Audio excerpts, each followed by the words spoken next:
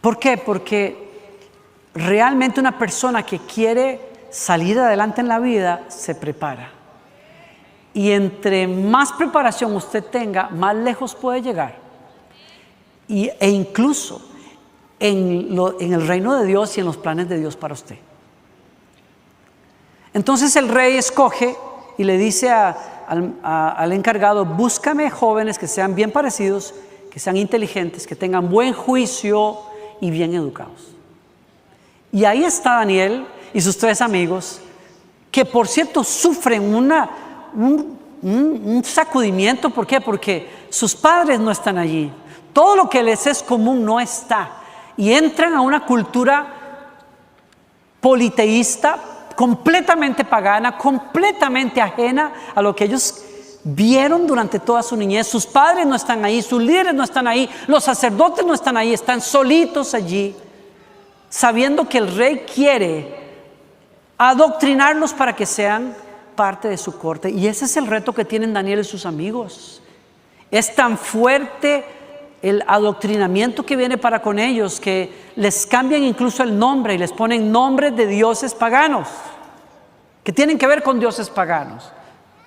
Les prohíben su religión, la crianza, y los introducen a todas los conocimientos y la literatura de Babilonia.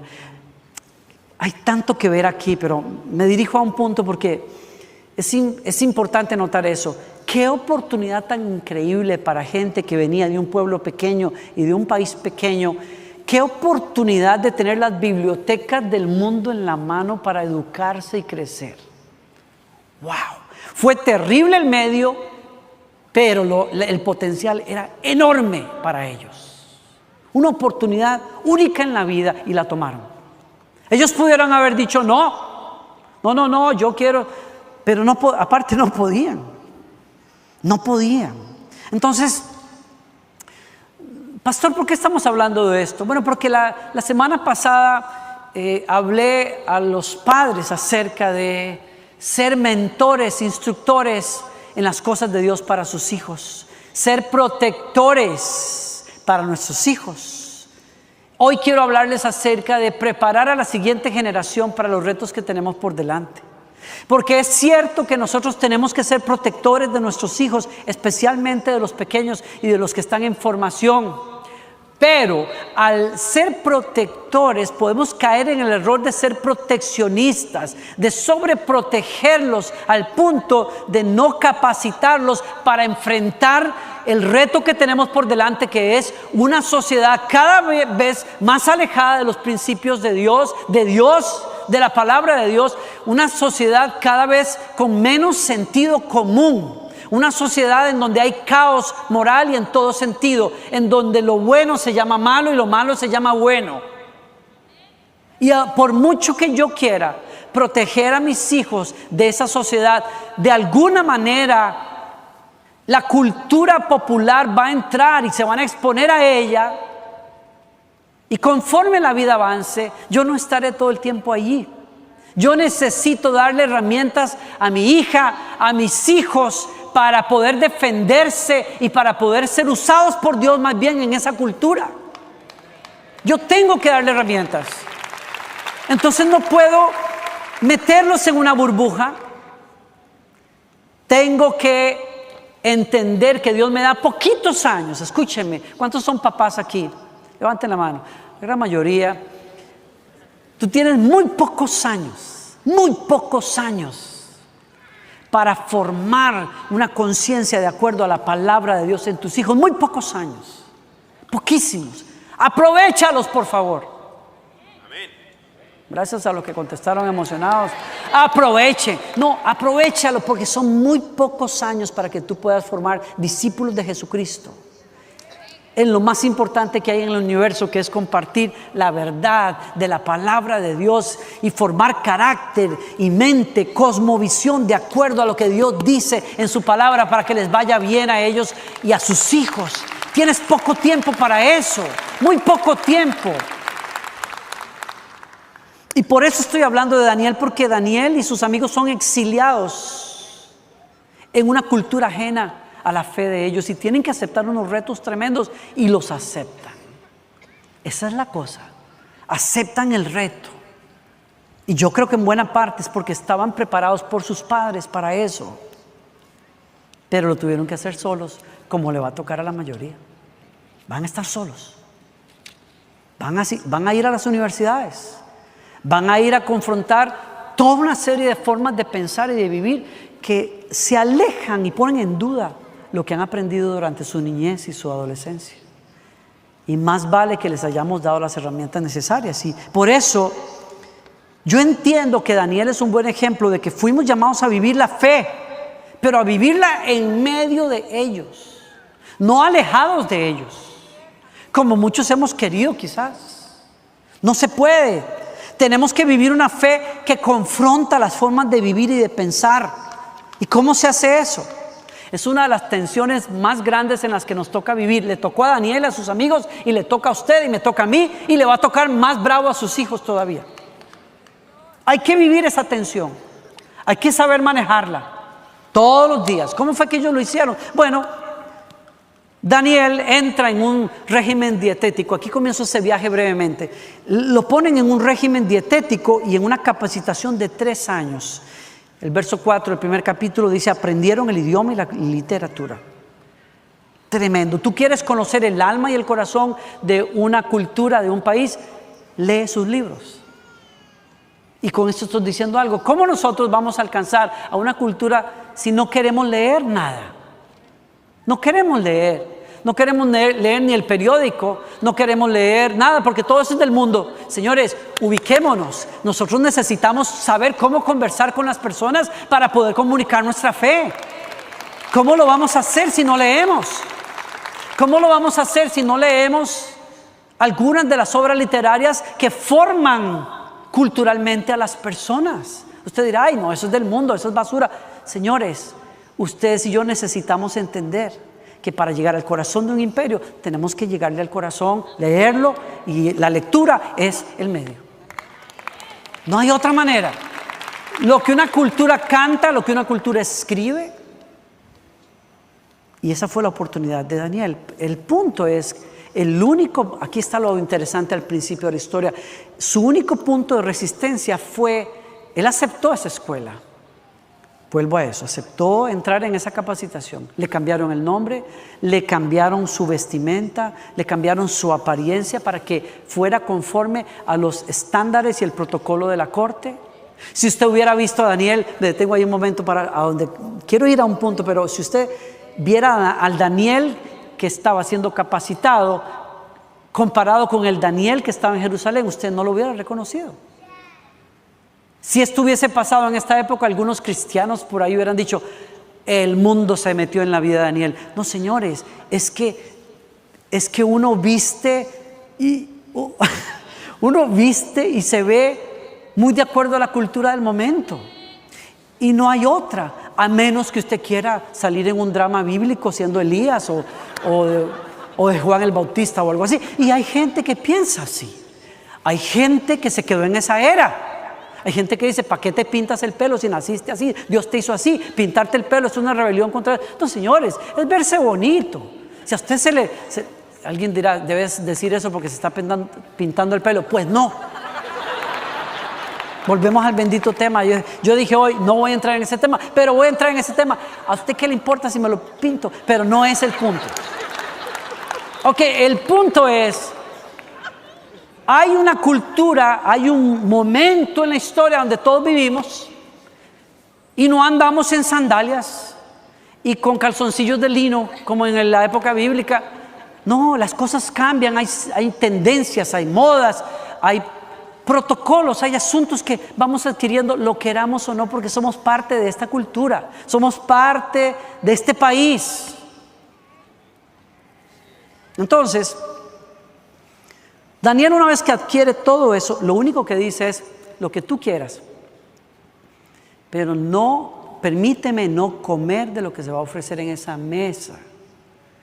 Lo único que pido es esto. Y el tipo le dice: ¿Tú sabes lo que me estás pidiendo?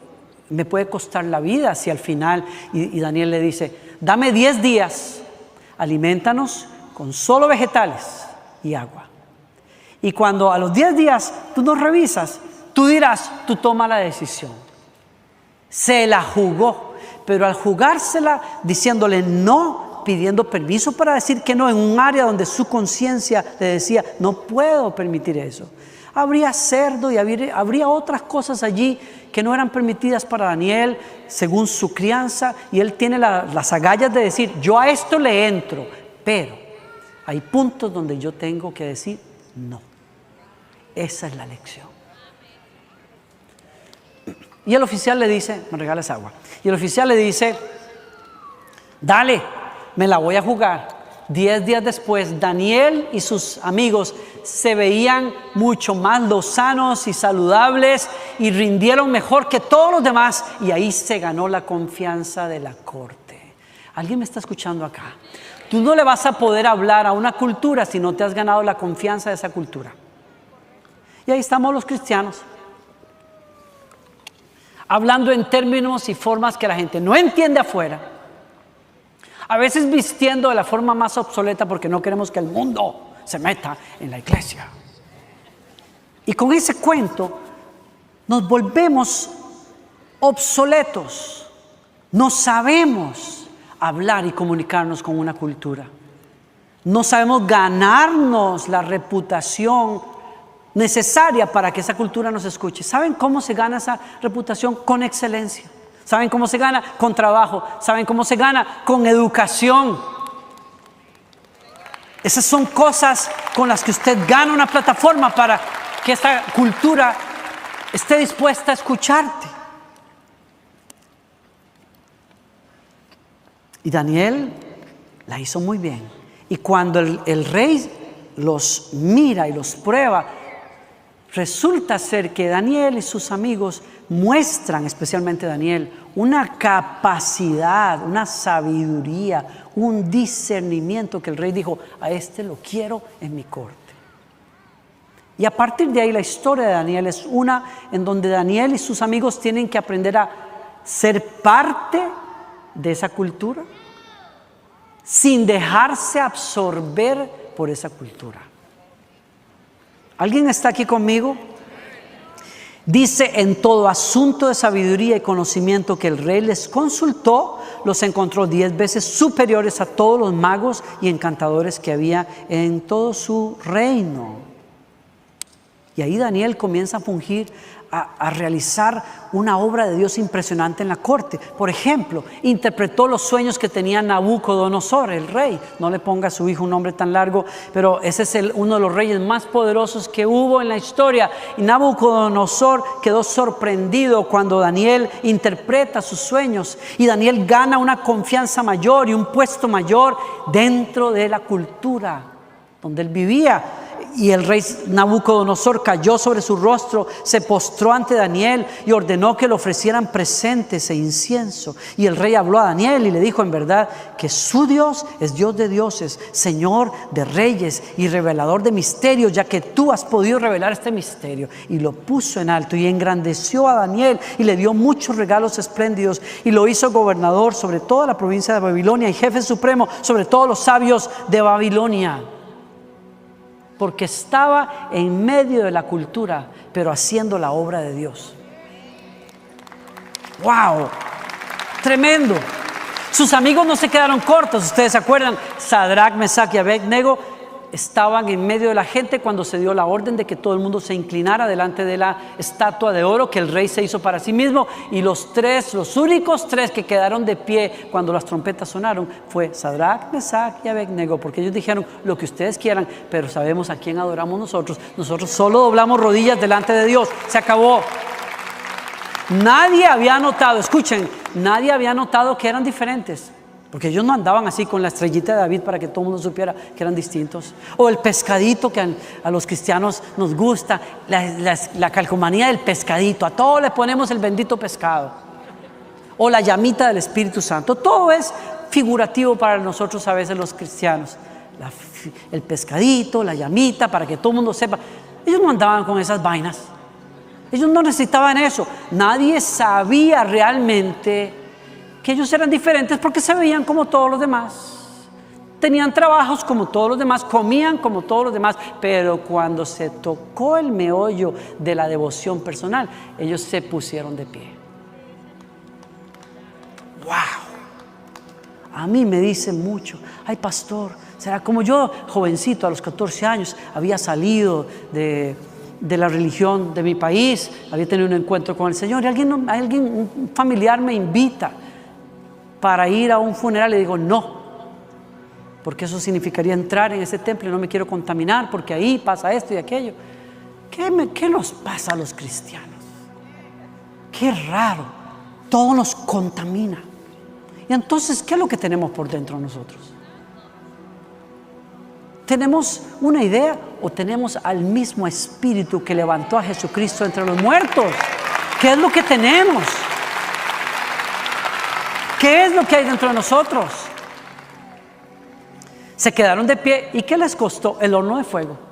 Dijeron, Dios nos puede salvar, pero si no nos libra, está bien, porque la tenemos clara. Somos parte de esta cultura, pero esta cultura no va a interferir con nuestra devoción a Dios. Ay, que Dios nos dé una generación que lo tenga claro, que lo tenga claro, que no tenga miedo de estar ahí, pero que sepa dónde está parado. ¡Wow! La cosa se fue más allá, ¿se acuerdan? Años y años después se dio la orden de que no se orara a nadie que no fuera el rey. Ya estamos hablando de Daniel y de otro rey que está por ahí. ¿Y qué hace Daniel? Abre las puertas de su cuarto y se pone a orar 3 veces al día, dice la Escritura, como solía hacerlo. Su devoción nadie la podía quebrar, ni siquiera su amigo el rey, ni siquiera el interés personal de no perder la chamba. Ay, bueno, soy cristiano, pero si de eso se trata, de mi trabajo, no voy a perder la chamba, no voy a orar. No, señores, oro y 3 veces al día y con las puertas abiertas, porque es lo que siempre hago.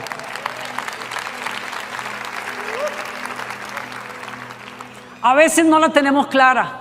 Cuando no la tenemos clara como cristianos, esquivamos estar ahí muchas veces. O cuando estamos ahí, nos callamos cuando es tiempo de hablar y hablamos cuando es tiempo de callarse.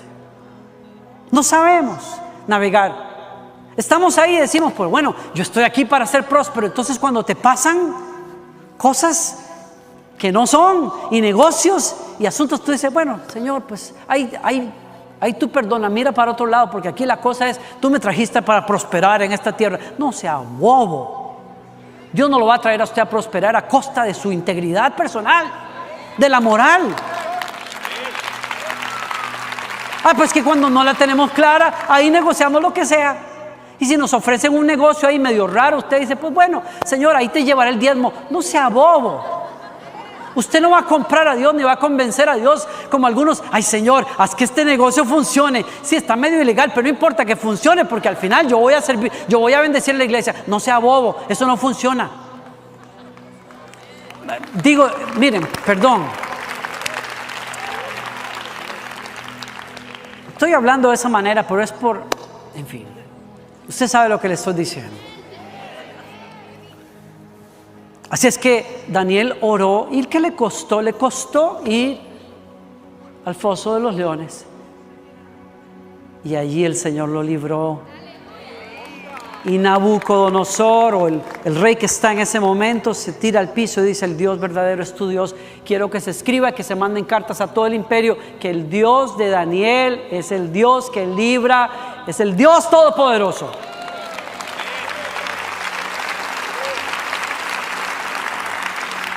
A mí el ejemplo de Daniel me sacude, les voy a confesar, me sacude mucho, me hace pensar mucho cómo yo vivo hoy, cómo puedo vivir la vida cristiana en un país que es post-cristiano ya,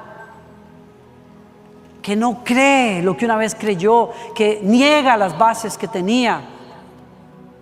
En países donde se predica, la retórica es separemos el Estado de la religión, porque esa mancuerna hizo mucho daño en Europa hace siglos. Pero con esta retórica mantenemos callados a los cristianos. En una aula se puede hablar de lo que sea, menos de Cristo. Se puede hablar barrabasadas, se puede maldecir, Se puede hacer de todo, menos la religión, se dice. No, no es menos la religión. El sistema está montado para que los cristianos se queden callados. ¿Y cómo vivir así? ¿Qué vamos a hacer? Wow. ¿Cómo vamos a preparar a nuestros hijos para vivir la fe y ser influencia en el mundo, como lo fue Daniel? ¿Cómo hacemos? Entonces, tenemos una respuesta que es, los cristianos, que es el temor y la sobreprotección. Ahí es donde me pega duro esto. Porque yo entiendo, sí, que hay una época, especialmente cuando mi hija es pequeña, en la adolescencia, por ejemplo, en que todo su sistema emocional, psicológico, moral no está completamente establecido, en donde yo tengo que protegerla, sí, ya lo dije. Pero si yo no entiendo que al mismo tiempo que la protejo, le doy herramientas o tengo que darle herramientas para hacer influencia en el mundo, voy a fracasar en mi tarea como padre. Y por eso Daniel me reta tremendamente. Cuidado con la sobreprotección, porque cuando nosotros somos sobreprotectores, generamos una incapacidad en los hijos para despegar en la vida. Yo soy pro de que los hijos estudien y vivan con sus padres lo más que se pueda. Soy así, no soy pro la cultura norteamericana que está desesperada por sacar a los hijos de la casa a los 17, a los 16. ¿Por qué? Porque la misma neurociencia ha probado que las áreas del cerebro que son las encargadas de tener buen juicio y tomar buenas decisiones no están desarrollados completamente, sino hasta los 25 años. Entonces, espérenme un tantito ahí. La parte del cerebro que es la del impulso, la de aventarse y no medir consecuencias, está súper preparada. Y usted sabe, y los jóvenes y adolescentes son prueba de eso. Hacemos locuras y no pensamos en las consecuencias. Por eso necesitamos padres y mentores que nos ayuden a medir. Pero hasta los 25 años la capacidad de decir, espérate, si yo hago esto, estas son las consecuencias, no está completamente allí. Por eso necesitamos la presencia de los padres y el consejo. Pero cuidado. Yo soy, como vuelvo a decirlo, soy de las personas que creo, en la medida de lo posible, si los hijos pueden estudiar estando en casa, por lo menos la primera parte de la universidad, es saludable, pero yo no estoy diciendo que no se puede hacer de otra manera. Esa es su decisión, es la decisión de ustedes. Yo recomiendo otra cosa y espero que me funcione aquí por estos lados, ¿no? Pero, ¿qué pasa? ¿Qué pasa si sobreprotejo? Hay chicos que no pueden despegar, no se atreven a comenzar su propia vida, a arrancar un negocio, a terminar la universidad, a casarse, a hacer familia. ¿Por qué? Porque están ahí. Por el temor de sus papás. El temor que se les ha generado a fracasar. Es que si tú sales, si tú haces y si tú no tomas buenas decisiones y fracasas. Señores, hay que enseñarle a nuestros hijos que la vida como tal es imperfecta. Todos hemos fallado en algún momento, todos hemos tomado decisiones y no han sido acertadas. Y hay que enseñarle a nuestros hijos, las consecuencias están, Dios perdona, pero las consecuencias están. Vamos a tener que lidiar con las consecuencias, pero para eso estamos ahí para soltar cuando hay que soltar, dar oportunidad cuando hay que dar oportunidad y a través de a veces los bombazos que se llevan a aprender, es parte. Yo aprendí así, usted aprendió así, aunque no diga nada. Si no diga nada, está bien, quédese callado. Pero nos ha pasado a todos. Cuando somos sobreprotectores, le enseñamos a una generación a que busque la seguridad ante todo. Todo es seguridad. Calcular. Se terminan calculando y nunca arrancan nada. Como la gente que termina que todo es cálculo y todo aquí. Y si me gusta ella, pero si no es. Y la voluntad de Dios. Y si fallo, y si no sé qué. Imagínate todo el rollo. O sea, y entonces si me caso y entonces la que se tenía que casar conmigo, entonces ella se casa con otro que no era la voluntad de Dios y entonces me nacen hijos que no eran la voluntad de Dios y a ella le nacen hijos que no eran. No, hombre, olvídese, eso es un cuento de no terminar, mijo. Y si usted comienza con eso, no va a dormir, ni se va a casar, ahí se va a quedar usted pues.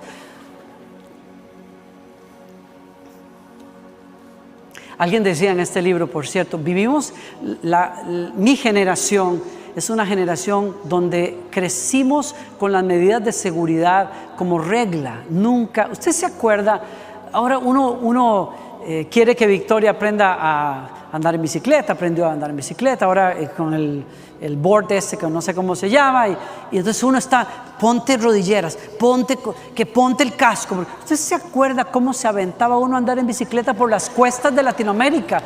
Que uno dice, ¿cómo no me reventé la vida? ¿Cómo no me esnaricé? O sea, ¿usted se acuerda las heridas en las rodillas, los rasponazos, el pus y la arena ahí, porque uno era dele y otra vez y mamá no, y pum, y uno se lanzaba por ahí y lo único que uno veía era el mundo de polvo, y cuando uno iba rodando por ahí, ¿no? Todo es ahorita, ay, ni se diga después de la pandemia, todo es hand sanitizer y la mascarita, todo el mundo, aún los niños cuando no se pedía, usted ve a los niños ahora con la mascarilla todo el tiempo.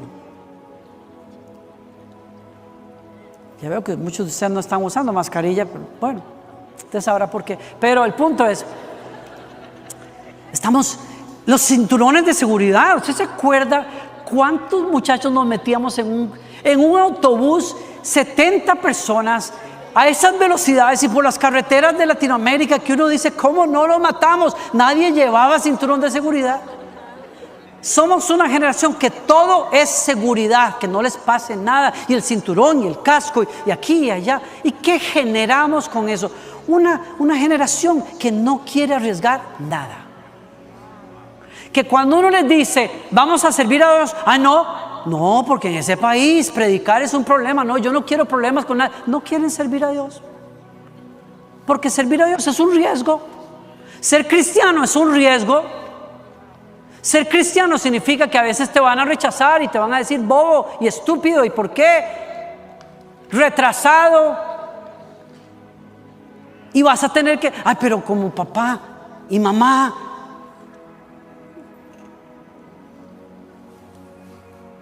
La sobreprotección. Por último, falta de propósito. Gente que no despega en la vida, no sabe ni lo que quieren. ¿Qué necesitamos en vez de sobreprotección? Necesitamos discernimiento. Necesitamos darle a la siguiente generación la capacitación para vivir diferente y ser influyente a la vez. Encontré este libro que me parece espectacular, se los quiero recomendar a ustedes.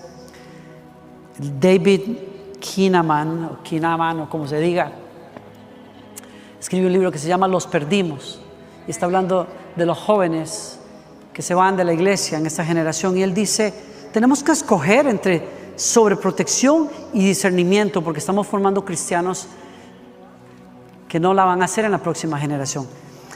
Miren la comparación que él hace. Sobreprotección, cuando uno vive sobreprotegiendo, la sobreprotección dice, todo lo que no es cristiano es malo. Así estamos formando a mucha gente. Todo lo que no es cristiano es malo. Entonces la gente dice, música clásica, eso es malo, porque eso no es cristiano, no dice Cristo por ninguna parte. Cuando un cristiano sale con una canción donde no se menciona a Cristo, eso es malo. Ya está negando a Cristo, eso es anatema. Eso hay que votarlo. Música, jazz, arte, no sé, no, porque no veo el pescadito ahí. En ninguna parte. Ese cristiano está negando a Dios porque es muy cristiano, pero cuando se va a las exposiciones no pone el pescadito. Entonces está negando a Dios. Todo es malo, todo de aquí, de las puertas para afuera, todo es malo. Literatura. Alguien una vez me dijo, porque estaba leyendo un clásico de literatura latinoamericana, ¿para qué está leyendo usted eso? Está perdiendo el tiempo, lea la Biblia, gloria a Dios. Sí, yo leo la Biblia, usted no se mete en lo que no le importa. Yo también leo la Biblia. Pero leer es educación. Me sigue. Sobreprotección es decir, todo es malo. Discernimiento es enseñarle a nuestros jóvenes que las personas no son nuestros enemigos, que el pecado es la raíz de cómo está la situación en la sociedad, que el diablo es el que está encegueciendo a las culturas y las denigra y las baja y las distorsiona, pero que nosotros tenemos algo que decir a la cultura. Sobreprotección dice reglas estrictas para el uso de los medios de comunicación, no nada. Además, si podemos llevarnos a los muchachos a una montaña por allá, al desierto, como lo hicieron muchos cristianos en la antigüedad, se fueron a los desiertos a vivir y vivieron muy bien ellos tranquilos allá, pero no fueron luz, porque cortaron todos los nexos, no se informaron, no saben qué está pasando afuera, no saben cómo piensa la gente, etcétera. Necesitamos discernimiento. Lea la Biblia y lea el periódico. Lea la Biblia y revisa el internet. Yo necesito que mi hija esté protegida de aquellos contenidos en el internet que no son buenos y que ella en su momento en la vida no tiene la capacidad de interpretar. Pero es inevitable que va a exponerse a muchas cosas y tendrá, espero yo, la ayuda de sus papás en el momento adecuado para interpretar muchas cosas, porque yo no la puedo tener en una burbuja. Necesito darle la capacidad de interpretar. Y voy a este punto más. La sobreprotección le dice a la gente la mejor manera. Miren, perdonen, no puedo saltar aquí a esto. Cuando uno estudia la Biblia, a uno le enseñan a hacer exégesis, es decir, yo necesito conocer ciertas reglas de interpretación para entender el mensaje que me está dando la Biblia, como por ejemplo el trasfondo histórico, el propósito del libro, el tema principal, los autores, el estilo literario en que fue escrito. Es muy diferente interpretar los salmos a interpretar los profetas mayores o menores. Es diferente leer los evangelios a leer las cartas de Pablo. Son estilos literarios distintos. Yo tengo que entender esas cosas y luego tengo que preguntar cuando leo la Biblia, ¿qué quería decir esto para las personas en el momento? Y al final de esa reflexión, ¿qué quiere decir eso para mí? Es hacer exégesis. Bueno, papás e hijos, la forma en que vamos a hacerlos capaces a ustedes para enfrentar la cultura de una manera adecuada es haciendo exégesis con ustedes de la cultura. Es leyendo juntos, viendo películas juntos, escuchando música juntos. ¿Alguien me está escuchando? Hay que hacer cosas juntos y conversar con ellos. ¿Qué ves de bueno aquí? ¿Qué te pareció ese punto? Cuando vimos Frozen hace años con mi hija, es una película espectacular, con música espectacular, pero tiene elementos dentro de la película que hemos tenido que analizarlos con ella y ayudarle a entender por qué, qué hay aquí, qué te conviene, qué no te conviene. La música que comienzan a escuchar los niños a través de los juegos electrónicos y de YouTube y de las cosas que buscan para niños. Todo está plagada de música secular, popular. Algunos géneros, algunos mensajes no están bien, no convienen, no me interesan tampoco a mí, pero necesito que ella aprenda a interpretarlos. Necesito que ella aprenda a escoger, necesito darle criterio. ¿Alguien todavía está conmigo? La sobreprotección, por ejemplo, le dice a los hijos, lo único que vale la pena, la única manera en que uno le sirve a Dios es cuando está en la iglesia. Encuentre mi ministerio. Yo oro que usted sea pastor, aleluya, que usted sea director de alabanza, que usted sea evangelista, lo único. Y lo demás no sirve para nada, porque esto es lo sagrado y lo demás es el mundo. Tenemos una división entre lo sagrado y lo secular, que fue un invento de la religión, porque en Dios usted está fuera y su profesión es su ministerio también. Donde usted está, usted tiene que ser santo, y aquí también. ¿Alguien me sigue? Esa división hay que romperla, porque si no la rompemos, le enseñamos a los hijos a actuar y a hacer de cierta manera el domingo, que es el día sagrado, y después haz lo que tú quieras. Aceptemos los retos que tenemos por delante. Estoy amarrando esto porque tengo que terminar. ¿Qué vamos a hacer? ¿Cuál es la tensión en que tenemos que vivir? Hágase la pregunta, les hago la pregunta, ¿tenemos que retirarnos de la cultura? ¿Tenemos que aislarnos? No podemos hacer eso. Jesús dijo, no te pido, Padre, que los quites del mundo, sino que los guardes del maligno. Dejaríamos de ser luz. Más bien necesitamos jóvenes que hagan música, que escriban libros, que hagan películas, que creen herramientas, que hagan servicios, y óigame, para afectar esa cultura, sin necesidad de que tenga el pescadito. Fíjese, sí, ¿no? Necesitamos crear cosas que aporten a la cultura más bien. Ay, ahí está ese hermanito que dicen que es productor de cine, pero en ninguna parte dijo aleluya a la película. Es que no tiene que decirlo. Tengo amigos que están escribiendo música. Bueno, ¿qué les digo?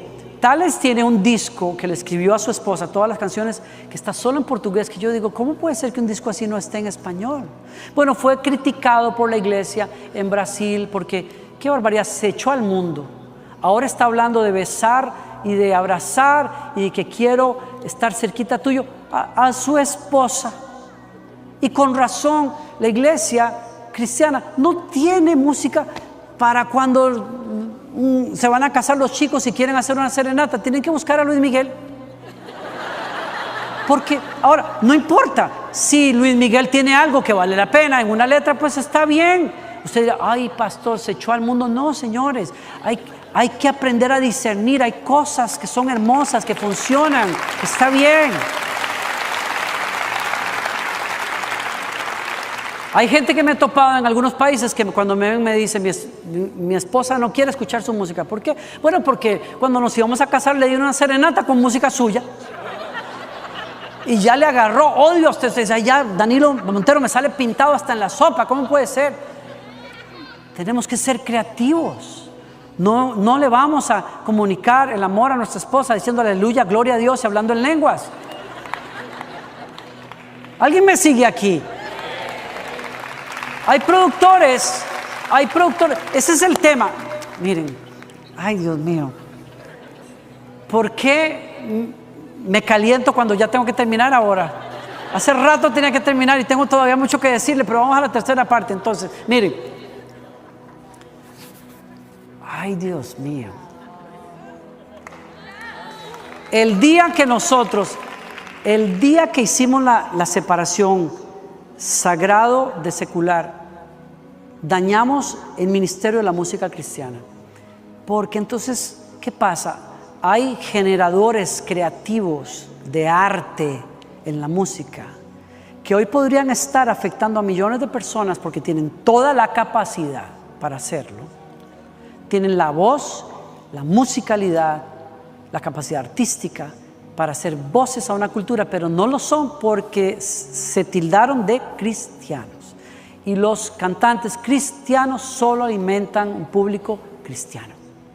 Y usted dice, gloria a Dios. No, señores, no gloria a Dios, porque donde más hace falta una mujer y un hombre que canten de las cosas que valen la pena es allá afuera, no aquí adentro.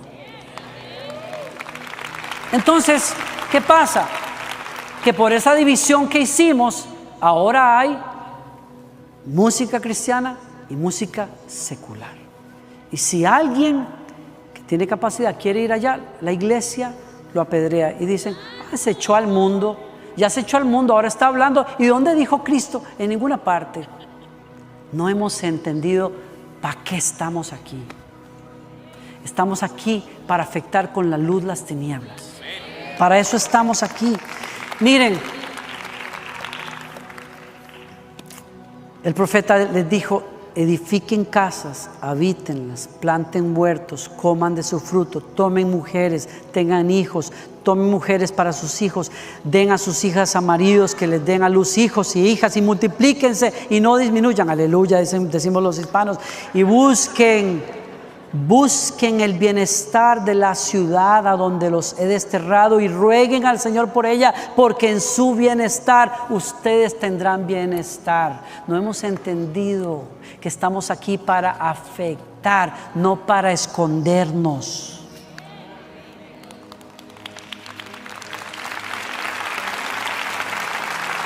Termino. ¿Necesitamos adaptarnos a la cultura? Sí y no. Más que adaptarnos, necesitamos aprender a navegar en medio de ella, sabiendo que no somos de este mundo, pero estamos aquí para afectar este mundo.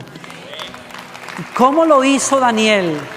Daniel lo hizo navegando la corte del imperio del mundo, pero mostrando una vida de santidad intachable. Y ahí es donde no la agarramos nosotros. Porque ahí estamos, el mundo se metió en la iglesia, miren qué luces, ay miren qué pantallas, ay miren esa gente que se ve, como dijo un periodista por ahí, qué raro, es un predicador, pero se viste con zapatos de no sé qué y saco de Gucci. Ay, ya quisiera yo, voy a buscarme un saco de, qué sé yo, de esos. ¿Por qué? Porque él decía, qué raro que en la iglesia haya gente que se pone a la moda con buenos zapatos y traje. Esa es la idea religiosa que le hemos infundido al mundo. No hemos entendido. La gente dice, ¿por qué hay buena música? ¿Que por qué hay sonido? ¿Que por qué el mundo se metió en la iglesia? No, el mundo se mete en la iglesia cuando los cristianos no sabemos de quién somos. No nos damos cuenta que somos de un reino en donde el Señor nos llama a tener misericordia, no a condenar a medio mundo. Cuando nosotros los cristianos aprendemos a tener misericordia del que no puede seguir la ley de Dios porque no ha nacido de nuevo. ¿Cómo yo le voy a exigir a una persona que dé frutos de santidad cuando ni siquiera conoce al Dios que es la santidad? Entonces yo no tengo por qué estarle arreando a la gente por eso.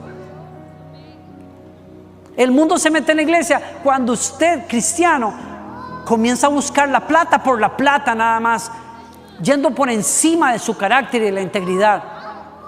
Cuando no sabemos guardar la santidad, cuando no sabemos andar en la pureza, eso es meter al mundo en las cosas de Dios. Cuando no sabemos guardar esa distancia en ese sentido. Por eso es urgente que tú capacites a los tuyos. Y yo le hablo a un grupo muy específico hoy. Tu joven, tu adolescente, ya se te fue de las manos. Todavía puedes conversar con él y ayudarlo a entrar en razón en muchas cosas. Pero la tarea más importante que tenemos somos los que tenemos niños y adolescentes todavía. Tienes poco tiempo para conversar, para ayudarles a cuestionar, para dejarles dudar y traerles respuestas lógicas a sus dudas, para permitirles conocer a Dios, para escuchar a esta generación. Porque les digo una cosa y termino aquí.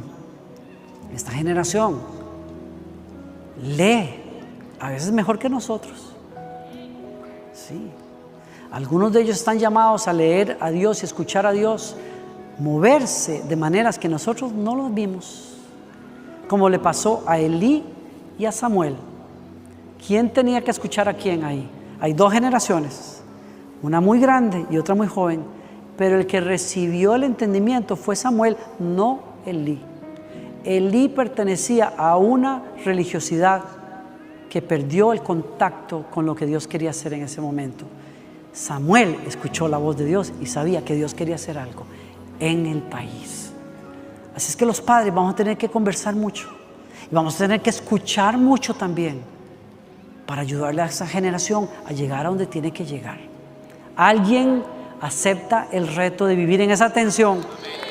¿Alguien acepta el reto de invertir tiempo y conversar y convivir con nuestros hijos para poder ser lo que tenemos que ser para ellos? Póngase de pie donde usted esté. Yo sé que usted dice sí a eso, por supuesto. Abra esos brazos en alto, ya nos vamos.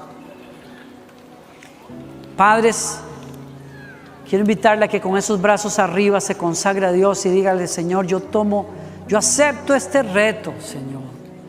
Acepto el reto de abrazar la devoción, de la búsqueda de ti, de abrazar el conocer y amar tu ley, tu palabra.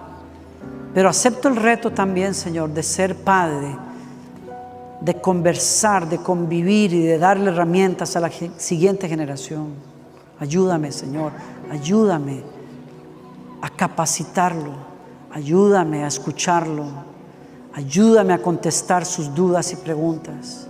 Ayúdame, Señor, a darle el marco moral que necesita para tomar decisiones en la vida.